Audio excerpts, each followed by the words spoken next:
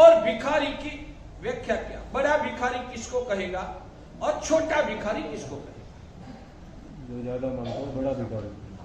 ये नहीं सोचने जैसी बात है। जिनको ज्यादा आवश्यकता है, जो ज्यादा अपेक्षा रखता है, वो बड़ा भिखारी। जो सिर्फ क्या एक कपड़ा दे दिया, एक चड्डी उनके पास नहीं थी, चड्डी दे दी, वो बड़ा भिखारी। या जिनको 5 कपड़े की जोड़ दो तो भी वो धराता नहीं है, वो ज्यादा बड़ा भिखारी। आप बिल्कुल बख्शाली, मैं आपकी मजाक नहीं उड़ाता हूं, मगर आपकी आंखें खोलना चाहता हूं कि आप मोह की वजह से अभी पुण्य का सपोर्ट है, इसलिए आपको शायद उसकी नेगेटिव इफेक्ट नजर नहीं आती है, मगर सच में यह व्याख्या, आप जो व्याख्या बोलो उस व्याख्या से ही मैं आपकी जात की तुलना करूं। भिखारी की व्याख्या क्या? भिखारी की व्याख्या क्या? जो जरूरत वस्तु मांगे वो भिखारी। जरूरत वाली वस्तु को मांगे वो भिखारी, और जरूरत नहीं है वैसा भी जो मांगता है उसको क्या कहोगे? बड़ा भिखारी। बड़ा भिखारी। सही बात है, सम्मत है आपके व्यक्ति। और जिनको ज्यादा चाहिए वो ज्यादा। अच्छा, भिखारी शब्द आपको गलत लगेगा। नहीं। दुखी कौन ज्यादा? जिनको ज्यादा जरूरत है वो ज्यादा दुखी, या जिनको कम जरूरत है वो ज्यादा दुखी? ज्यादा जरूरत जिनको है वो ज्यादा दुखी, या कम जरूरत है वो ज्यादा दुखी? एक बात समझ लेना, 5,000 का जिनको पगार है उनको 2 साल के बाद पगार बढ़ाने का मन होगा, वो सेठ जी के पास कितना बोलेगा, आगे रजुआत कितनी करेगा, कितना चाहिए? सेठ जी थोड़ा पगार बढ़ाना है तो क्या सेठ जी 5,000 1 रुपया करेगा? 5,000 पगार का रुपया, 5,000 का पगार चल रहा था, उसने 2 साल के बाद सेठ जी के सामने रिक्वेस्ट किया, सेठ जी थोड़ा पगार बढ़ाओ। सेठ जी ने बोला, तू इतना अब अपेक्षा रखता है ना, तो कल तक तुझे 5,000 का पगार देता था, अब 5,000 1 रुपया। संतोष होगा? तो कितना बढ़ाना पड़ेगा? 6,000। यानी कि अभी जितना मिल रहा है उससे 1,000 ज्यादा मिले तो उनको संतोष हो जाएगा। यानी कि उनकी भूख कितनी है? जितना मिल रहा है ऊपर 1,000। 5,000 के बदले में 6,000 मिल जाएगा, 1,000 ज्यादा मिलेगा तो उनको संतोष हो जाएगा। सही बात है। अब जो मैनेजर वगैरह का पगार कंपनी में 50,000 है, वो भी चाहेगा कि सेठ जी मेरा भी पगार बढ़ाइए। तो सेठ जी ने बोला कि जो इनका 5 के बदले में 1,000 बढ़ाया है, तेरा भी 1,000 बढ़ा देता हूं। 50,000 के बदले में तेरा 51,000। खुशी होगी? तो इनको कितना बढ़ाना पड़ेगा? मिनिमम 5,000। 55,000 करो 60,000। यानी कि 5,000 वालों को और 1,000 बढ़ने से संतोष मिल गया, 50,000 वालों को 10,000 बढ़ाना पड़ा। सही बात है। 10,000 बढ़ जाएगा तो उनको खुशी होगी कि चलो सेठ जी ने मेरा पगार ठीक बढ़ाया, संतोष होगा शायद। अब आप जैसे, आप तो बहुत कमाते, मान लो कि जो व्यक्ति हर साल 15 लाख कमाता है, उनको भी मन में होगा कि मेरी भी कमाई में वृद्धि हो तो अच्छा। तो कितना? हर साल 15 लाख कमाता था, इस साल 15 लाख 10,000 कमा, खुशी हो जाएगी ना? पहले से गत साल से तो मेरा बढ़ावा हुआ है ना, तो खुशी होगी या नहीं होगी? क्यों? मैनेजर का 10,000 बढ़ गया तो वो खुश हो गया, आपका भी 10,000 बढ़ा तो आपको क्यों खुशी नहीं होती है? बोलो ना, बोलो कारण क्या? तृष्णा ज्यादा है। तृष्णा ज्यादा है। कारण हमारी भूख ज्यादा है। तृष्णा कहो वो भूख का ही दूसरा नाम। शरीर की भूख को भूख बोलते हैं, मन की भूख को तृष्णा बोलते हैं। शरीर की भूख को भूख बोलते हैं, मन की भूख को तृष्णा बोलते हैं। शरीर की भूख है ना, 2 के बदले में 3-4 रोटी खाओगे ना, शरीर की भूख मिट जाएगी। मगर मन की भूख है ना, कभी भी मिटने वाली नहीं है। जितना बढ़ेगा ना उतनी भूख भी बढ़ेगी। जितना आपकी कमाई बढ़ेगी ना, उतनी आपकी अंदर की भूख भी बढ़ती रहेगी। सिर्फ सुनने के लिए, मजा लेने के लिए मत सुनो। ये सर्वज्ञ अरिहंत भगवान ने अपने ज्ञान से दिखा हुआ सत्य है कि ये संसारी जीवों की मानसिक हालत ये है। आज मुकेश अंबानी के पास कितना?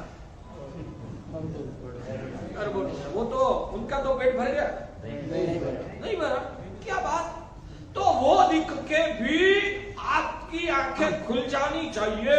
अब जो अरबों रुपया मिलने के बाद भी मन की भूख कभी मिटने वाली नहीं है, तो क्या पूरी जिंदगी मैं उस रास्ते पे ही चल चल के मेरी जिंदगी को क्यों मैं बर्बाद कर दूंगा। आज आपको 5 करोड़ मिला है ने तो भी आपको संतोष नहीं है, कल 50 करोड़ मिलेगा तो भी संतोष मिलने वाला नहीं है, कल 500 करोड़ मिलेगा तो भी आपको संतोष होने वाला नहीं है, और परसों 5000 करोड़ मिल जाएगा ना तो भी आपका मन का पेट भरने वाला नहीं है। तो कितना भी आप बुढ़े हो जाओ तो भी ये इस तरीके से मन की भूख कभी मिटने वाली है ही नहीं। तो कब तक मैं ये दौड़ लगाता रहूंगा।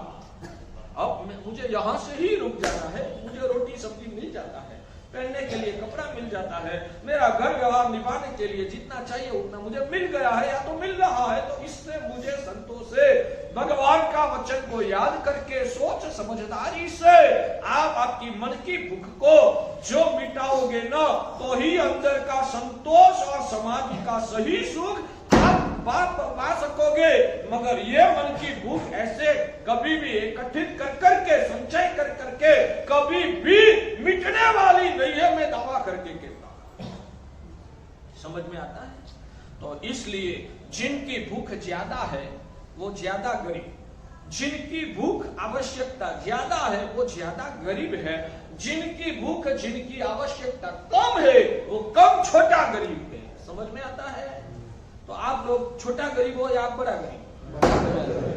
सिर्फ मुंह से नहीं बोलने के वक्त, जवाब देखने के वक्त आपका हृदय हिल जाना चाहिए। क्या ये हालत मेरी आज पहली बार पता चला कि आध्यात्मिक सोच से और वास्तविक सत्य के रूप में मैं बड़ा गरीब हूँ। क्योंकि नौकर को तो 1000 बढ़ता है ना तो भी संतोष हो जाता है, मैनेजर को 10,000 बढ़ जाता है ना तो भी संतोष हो जाता है, मुझे तो 10 लाख और मिल जाए ना तो भी मुझे संतोष होने वाला नहीं है। इसलिए मैं बड़ा गरीब हूँ। आज एक काम करना है, बाजार में बाहर जाने के बाद कोई बेंगलोर में आपके सगे वाले रहते हो, कोई राजस्थान में रहने वाले हो, उन लोगों को फोन करके कहना है कि आज गुरु महाराज ने मेरी आंखें खोल के बताया है कि मैं बड़ा गरीब। बोलोगे? शर्म आती है? शर्म आती है। तो कम से कम बोलने की ताकत नहीं है ना तो एक नोट में 100 बार आपको लिखना मैं बड़ा गरीब हूँ, बाद में वो कागज फाड़ के फेंक दे। एक बार 100 वक्त आपको आपकी नोट में लिखना है कि मैं बड़ा गरीब हूँ। क्योंकि छोटे आदमी को तो 1000 और 10,000 मिल जाता है तो भी उनकी तृष्णा संतोष हो जाती है। मुझे 10 लाख ज्यादा मिलता है तो भी मुझे संतोष नहीं है, इसलिए मैं बड़ा गरीब हूँ। क्या सही बात है? जमता है।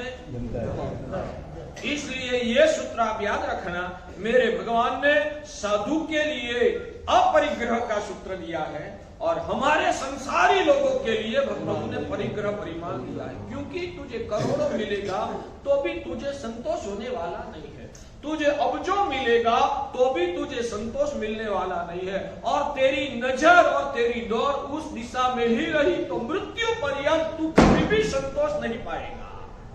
तेरी नजर और तेरी दौड़ उस दिशा में ही बढ़ती रही तो तेरा आयु खत्म हो जाएगा, मगर तू संतोष कभी भी नहीं पाएगा। इसलिए संतोष पाना है तो संतोष पाने के लिए भगवान ने परिग्रह परिमाण का सूत्र दिया है। तेरे जीवन की आवश्यकता है उससे 25% ज्यादा लिमिट रख के तेरी जितनी भी जरूरियात है, मुझे भी सब पूरा कैलकुलेशन करना कि अभी मैं भाड़े के घर में रहता हूँ, खुद का घर में जाना है, मेरे 2 बच्चे बच्चियां हैं, उनकी शादी वगैरह आगे जाके कराना है, कल मेरा शरीर में परिवार में किसी को बीमारी आई तो ऑपरेशन वगैरह का भी खर्चा आने की संभावना है। वैसे वैसे कितना संभवित खर्चा है, आज जो महंगाई है उससे कल महंगाई और ज्यादा बढ़ने वाली है। ये सब कैलकुलेशन आप करो, मैं सिखाता हूं। ये सब कैलकुलेशन करके आप प्लानिंग बनाओ कि जो पिछले 25 साल में महंगाई जितनी बढ़ी है और ब्याज के दर जितने कम हुए हैं, उस हिसाब से आने वाली मेरी 50 साल की नई जिंदगी के दौरान कितना ब्याज का दर कम हो सकता है, कितनी महंगाई बढ़ सकती है, कौन से खर्च मेरे सिर पे आने वाले हैं, और सब मिला के कितनी टोटल मूड़ी मेरे पास हो तो मैं मेरी जिंदगी मृत्यु तक आसानी से जी सकता हूं, उसका कुछ प्लानिंग बनाना।